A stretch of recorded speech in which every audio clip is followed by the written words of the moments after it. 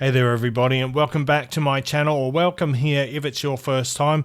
In today's video I'm reviewing the Moondrop Starfield 2 featuring a waifu. Let's get it.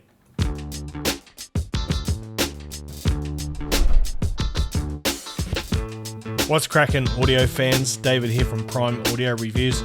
As always, lovely artwork on the box there. This is one of the more tasteful ones, I think. That's really nice. Great looking box. There's a kind of a sneak preview of the frequency graph. I'll pop mine up in a minute. Yeah, nice box. A little bit bigger than it probably needs to be, but hey, you know how it is. Inside you do get a carrying case, decent selection of ear tips, but let's start off today with the cable. Let's start off with the cable and the IEMs. And I just want to point these out for a second. These are not stock ear tips. These are the pen and liqueur ear tips. And if you are like me and you're always looking for bigger ear tips, bigger than the average XL, these are awesome. These are like perfect for me. They're so good. Anyway, I digress.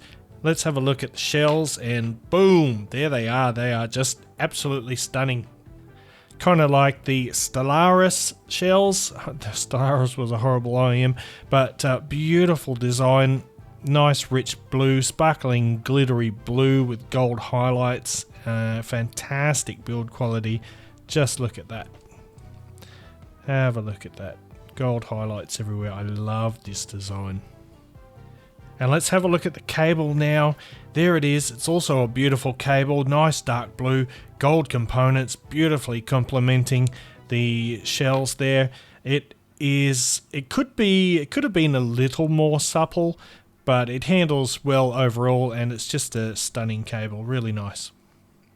Now at this point, I would like to talk a bit more about the shells, and specifically the paint. Now, I've had these IEMs, I kid you not, for like 2 or 3 months. I know, it's absurd. But it's taken longer than usual for this review, but this time for a good reason. And that is because I wanted to test the durability of the paint, because you probably know, if you're a Moondrop fan, you would know about the drama surrounding the original Starfield and the chipping paint. So what I've done with these is I've just spent a lot more time with them than I normally would for a general review. Like I've taken them out 1 or 2 days per week, treated them rough as guts, like just stuffed them into my pockets, thrown them down on the table, and look, they are absolutely flawless. So I've seen that some people still saying that, you know, the chip's prone to painting, even in reviews, and I think that's absolute bollocks.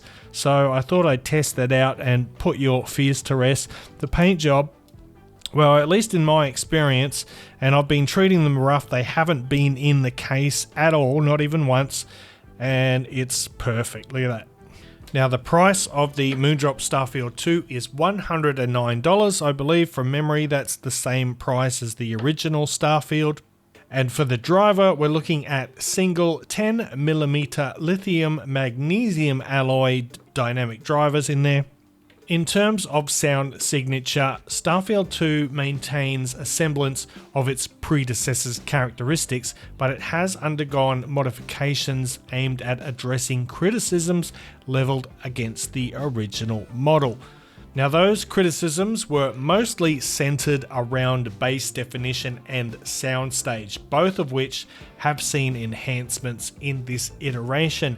However, these improvements come with a nuanced adjustment which affects the overall sound character. Graph. Let's talk about the bass. Now, the bass speed and agility both have been improved with the Starfield 2 compared to the thicker and less defined lows of the original Starfield. The mid bass is nice and punchy, it has sufficient slam, and the sub bass can deliver some rumble. However, to my ears, the bass is just lacking a little bit in physicality and depth, and occasionally it kind of feels like it runs out of steam, and at times it isn't quite powerful enough to counter the elevated upper mid-range. And sliding into the mid-range now, the lower mids are nice and warm. They have ample richness and body.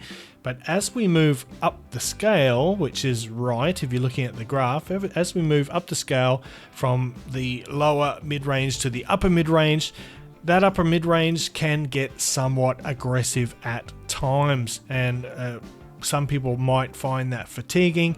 On the upside, that's where the mids get their nice, excellent clarity, good articulation, pretty good swift transients, albeit with a trade-off of occasional shoutiness. So if you are sensitive to that upper mid-range area, that presence region, look out, because these are all about that pretty much.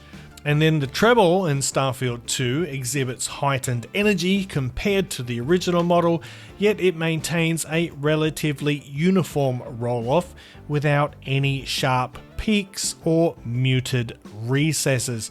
And while it does possess a crisp quality, I'd say it lacks sparkle, but that's a compromise made to accommodate the prominence of that upper mid-range. I mean, if you've got a boosted upper mid-range and then you boost the treble as well, your timbre goes out the window, the sound will become too bright and brittle and just very unpleasant. As it stands, the upper mid-range is really the only area that I think people might find fatiguing. Now, personally, I would just like a bit more authority, a bit more depth to that bass. The IEMs, I don't know if you can see it, I'll show B-roll. The IEMs do have this little cavity down by the base of the nozzle, and there are some little rubber plugs that come in the box, and you can shove them in there. It's a fiddly operation, and that increases the bass a little bit, but then you are blocking one of those vents and you might encounter some ear pressure, some pressure buildup, or cabin pressure, some people call it. Finally, moving on to soundstage and technicalities. The Starfield 2 presents a fairly spacious soundstage, offering ample dimensionality, so you get pretty good dimensions there in the soundstage, enhanced by that updated driver. It's got good instrument separation, which promotes precise imaging and accurate placement of instruments and vocals. So it's good for gaming as well as music if you're into that. Detail retrieval is pretty good, contributing to a level of resolution characterized by clarity and definition. So in terms of technical performance, it does do quite a bit better than the original Starfield, but personally I feel that some of the character of the original model has been lost. I'm not going to do any comparisons here at the moment, because I think overall the Starfield 2, it's not all that different from the Aria 2. It's basically your classic Moondrop VDSF or virtual diffuse sound field tuning with a couple of slight tweaks. Technically better than the original, but I think for the money, considering how good they look, really good, and the quality of the cable, the sound, the audio quality is pretty good. I would say it's on par for the money, but there are probably, in my opinion, a few IEMs under $100 that sound a bit better, like the SimGot models, for example, the EA500, or you've got the Kiwi Ears Melody if you're looking for something a little warmer. Of course, the Truth Air Hexa is another option that's popular. But anyway, that is the Moondrop Starfield 2. Beautiful IEM. You know, if you're into good looking earphones, get these. You won't be disappointed. But if you have a collection already and you're looking for an upgrade, these probably won't do that for you. But if you're just getting into the hobby, you want to buy something around that $100 mark, yeah, definitely an option. Having said that, I'm going to wrap it up here. Thanks for watching the video. If you liked it, give it a thumbs up. Parafam audiophile style. If you're new here, consider hitting that subscribe button before you go. It really helps out the channel. And until next time, I'll see you later.